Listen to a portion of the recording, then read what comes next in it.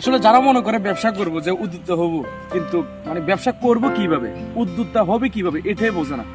বর্তমানে দেখা যায় কি যে ছাত্র জীবনে পড়ালেখা অবস্থায় ইচ্ছা থাকে যে আমি একজন ব্যবসায়িক হব, আমি বড় হলো অনেক বড় একটা বিজনেস করব, মানে আমি চাকরি করব না, অন্যের গোলামি করব না, উদ্যোক্তা হব, এরকম সবার একটা ইচ্ছা থাকে।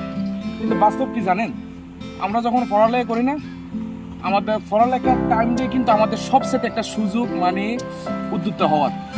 এই বয়সটা হচ্ছে আপনার সবচেয়ে একটা দারুণ। কিন্তু আমরা কি করি, ওই পড়ালেখার পাশাপাশি যখন আমরা মাদ্রাসা স্কুলে পড়ি, যখন ছুটিতে আমরা এই সুযোগের ভিতরে আমরা কাজ করি, এখানে সেখানে কারেন্টের কাজ করি, রাজমিস্ত্রি কাজ করি, মানে আবুরি জাবুরি। তা আমরা শুরুতে তো ভাই গোলামি শিখতে আছি, তাহলে আপনি উদ্যোক্তা হবেন কিভাবে? আমাকে অনেকে মানে এরকম কমেন্টে বলে, যে ডাইরেক্ট সরাসরি কমেন্টে বলে যে ভাই আমি আপনার মতো উদ্যোক্তা হইতে চাই, আপনার মতো আমি ব্যবসা করতে চাই।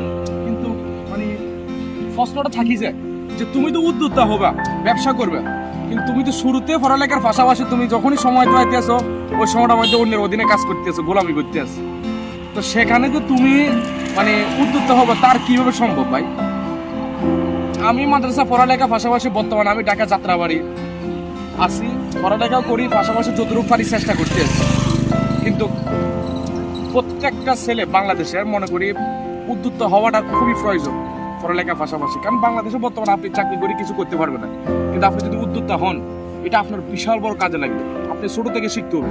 ছাত্র জীবনে করেন না, আপনি মাছ চাষ করেন, একটা ছোট্ট একটা ফিশারি নেন, বা কটা মুরগি ফালেন, কটা কবুতর ফালেন, একটা গরু ফালেন, একটা ছাগল ফালেন, একটা বেড়া ফালেন, বা কিছু পাখি ফালেন, বা কিছু শৌখিন ফেন্সি জাতীয় প্রাণী ফালেন। কিন্তু আমাদের ভিতরে ইচ্ছাটা থাকে না। যখন টাকার সংখ্যাটা শুনি, সব শেষে একটাই কথা বলবো যে যদি উদ্যোক্তা হওয়ার ইচ্ছা থাকে, আপনি শুরুতে ছোট্ট কিছু দিয়ে শুরু করেন, ছোট্ট কিছু। আর যদি শুরুই না করেন, তাহলে আপনি এখানে শুধু ওই ইচ্ছে নিয়ে থাকতে হবে যে আমি করব করব করব। এটাই আমার মানে বাস্তব, যেটা মানে আমার কাছে যেটা মনে হলো সেটাই আপনাদেরকে আমি বললাম, ঠিক আছে? বাকিটা উপরওয়ালার হাতে। আমিও সামনের দিকে আগাচ্ছি, আপনারাও চেষ্টা করেন, দেখা যাক কি হয়। কথা আছে না, ওই শেষ বেলা তার সব বেলা তার, এটাই। আসসালামু আলাইকুম।